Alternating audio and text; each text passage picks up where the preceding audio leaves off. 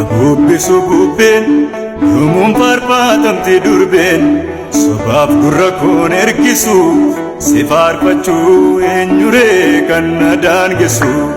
Abubbisu bubbeen yoomuu faarfatamte durbeen sobaaf gurra koon ergisu si faarfachuu eenyuree kan na daangessu.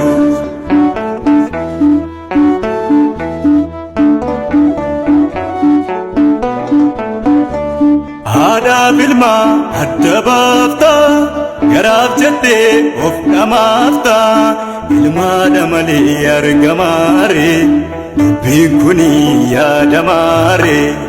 Abubbisu bubbeen yoomuu faarfatamte durbeen sobaaf gurra koon ergisu si faarfachuu eenyuree kan na daangessu.